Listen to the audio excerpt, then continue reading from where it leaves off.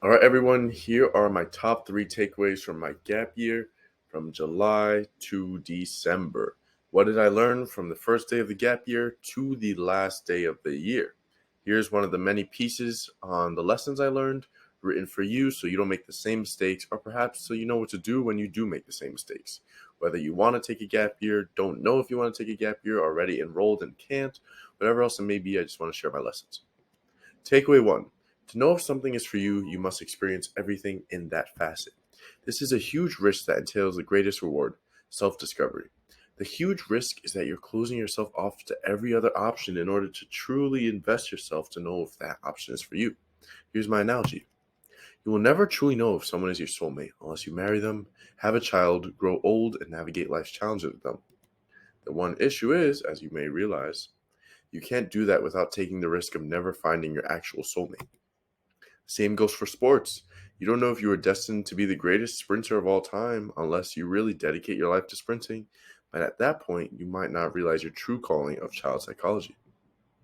My gap year has taught me this through invoking feelings of ambition, followed by feelings of hopelessness, feelings of drive, followed by feelings of laziness, whatever else it may be. Sometimes I wish I had enrolled in any university, been in under any other circumstances other than the one I was in now.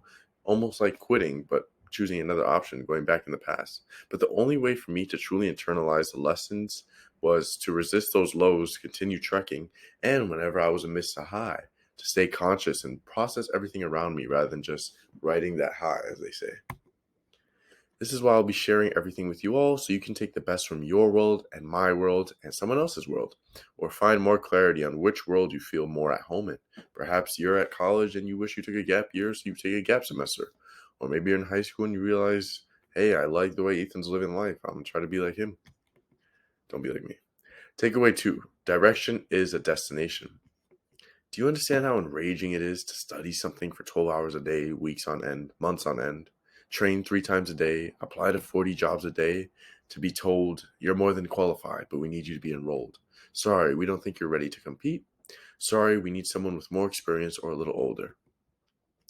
Do you understand that you will eventually make it if you have a positive direction or field instead of destination or position? A vague direction rather than an exact destination. Because you can go one way, but regarding destination, there's only one destination. A direction is a large, vast direction. A destination is one place amidst that. And you have to stay ready instead of getting ready. I don't want them to say, Ethan, we want you to compete next week, and I'm over here unfit, out of shape, unprepared. I'd rather them tell me I can't compete while I'm ready to compete. Simply don't stop. Eventually, chance is going to work in your favor, and everything is going to work out. Everything I did or received was unconventional, chance, and merely the fruit of guided but non specified labor. Studying AI, but maybe not specifying in language models. But then all of a sudden, one of my articles, my 20 articles, my last article was the one to get me to go for a conference. And you don't need to make a specific amount of money or know a specific person. You just need to have an idea and work towards it. If I say I want to make $100,000 over the course of a gap year, and everything I do is in terms of money, all I do is overtime at Starbucks, overtime, overtime, overtime. One, I'm not going to make $100,000. Two, I'm closing myself off to scalable options, whether that be learning marketable skills. And I'm closing myself off to making way more money in the future because I can spend all that Starbucks money the second I receive it on Amazon easily. And I've done it in the past. But I haven't forgotten the thing I learned on the first day of the gap year, thing I learned on the second, third, fourth, fifth. That all compounds. And the last takeaway: one day in retrospect, the years of struggle will strike you as the most beautiful.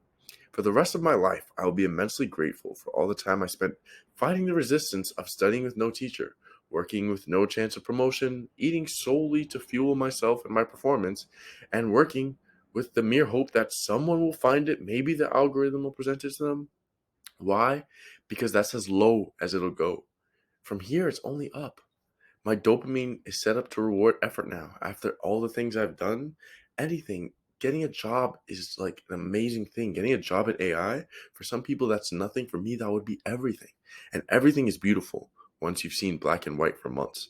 And I'm sure you've seen all these movies, and I know a colorist for my jujitsu, and they use color to really manipulate everything. And when you're not feeling well, or maybe not feeling so motivated, things are a little more black and white, a little more contrasted. But as my photographers know better terminology than me, once everything is seemingly going well, it seems more vibrant. And also, when the sun is out, you feel happier. And so it even is literally more vibrant. So that's the first video I want to share with you guys. Peace out. Thank you for watching, everyone. Peace.